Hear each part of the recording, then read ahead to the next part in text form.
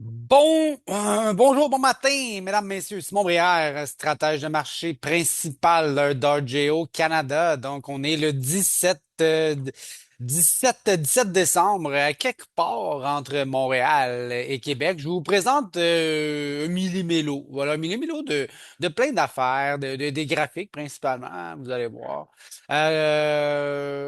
Ouais, des niveaux records. Donc, on y va, on commence avec le jus d'orange qui a augmenté, ma foi, de manière lunaire, astronomique. Hein. Normalement, le jus d'orange, c'est négocié en dollars la livre. Ça vaut 2 piastres peut-être quand c'est cher. Là, on est rendu à plus de 5 piastres. Donc, c'est un record jamais vu. Je suis depuis 1983. J'ai de l'or hein, dans les matières premières. L'or, 2700 piastres l'once. Là aussi, l'or à des niveaux records. J'ai du cattle, hein, le bœuf qui a surpassé ses records de 2014. On est rendu beaucoup plus haut. Donc là aussi, à des niveaux records. Autre record, le café.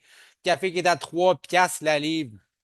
Ça arrive de temps en temps, là, avec dans les dernières décennies, générations, je devrais dire, qu'on a des moments où le café devient cher.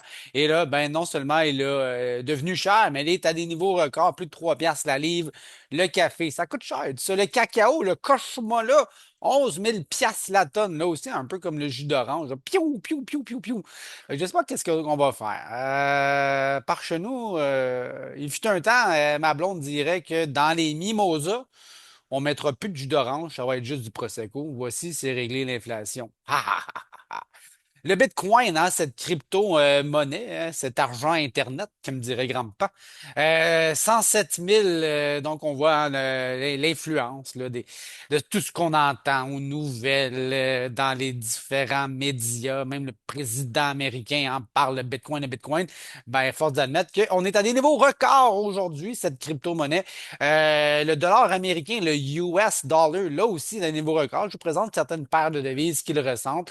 Au niveau du réal brésilien, hein, ça prend un niveau record. Donc, ça pour comprendre là, les devises, là, c'est le montant de devises locales. Donc, ça prend 6 réals pour acheter un dollar américain. Donc, je ne sais pas dans la même phrase, on dirait que ça prend 6 réals pour déplacer un frigidaire.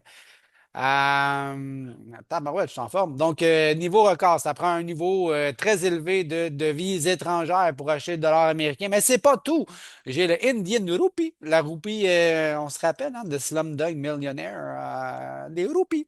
Ça prend un niveau record de roupies pour acheter un dollar américain, la devise indienne. Le yen japonais, même chose, au niveau, bah, c'était pas un record, mais un niveau très élevé hein, de devises étrangères pour acheter un dollar américain. En Chine, c'est la même chose. Des yuan. Des fois, on entend des renminbi. Donc, un niveau très élevé de yuan pour acheter le dollar américain. La lire turque, là aussi, des niveaux très élevés. On se déplace en Suède avec la couronne, le Swedish krona. On est à un niveau très élevé, là aussi, je ne sais pas si des records, mais c'est très élevé. Le dollar canadien, ça, c'est proche de chez nous.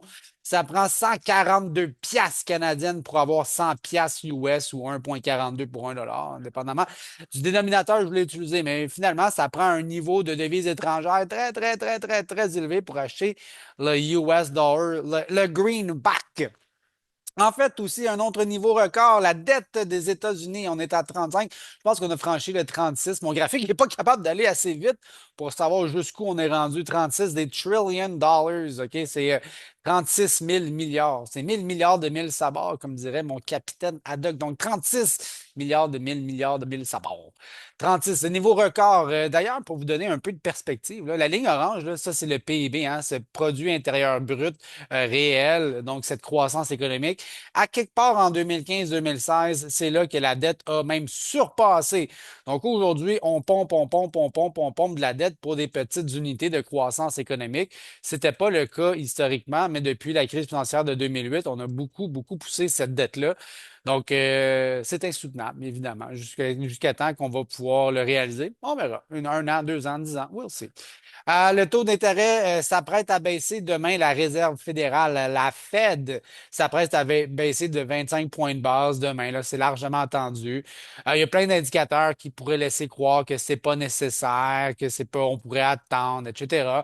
Mais il y en a une panoplie d'autres qui disent qu'on n'a pas besoin d'avoir une disons, une politique monétaire aussi restrictive. Donc, c'est correct de le baisser de 25 points de base. On se retrouverait à 4,5, qui quand même est beaucoup plus élevé que ce qu'on a connu depuis 10-15 ans. Donc, prenez le gaz égal, ma foi. Et je le traverse au Canada. Là, on va avoir du fun, mes chums, de dollars, dollars canadiens, on peut en parler. Le déficit du gouvernement ici, on est à des niveaux, ma foi, records. Et ça ne va pas s'améliorer. On prévoyait 40 milliards de déficit. Finalement, hier, ça nous a dit 62. Et l'année prochaine, 48, alors que c'était 40. Non, c'est plus. Là aussi, c'est plus, c'est plus, c'est plus. Fait que finalement, la dette là, a des niveaux records. On augmente les déficits ici au Canada. Ce qui fait que ce qu'on nous avait dit là, de 1,2 dans 5 ans, on va être rendu à 1,4 milliard. Ça ici va être rendu à 1,4 milliard, trilliard. Je ne sais plus lequel milliard, de mille sabords, mais on a un budget qui est écrit à l'encre rouge, très, très rouge. Ça ici, c'est le montant. C'est un petit calcul qui n'est pas très, très scientifique non plus. Là, c'est la valeur des maisons en fonction du taux d'intérêt et un budget équilibré. Hein. Tu ne veux pas avoir 100% de tous tes revenus qui s'en vont dans l'achat de maison. Souvent, les banques utilisent un ratio d'environ 32% de ton budget devrait aller à ton logement.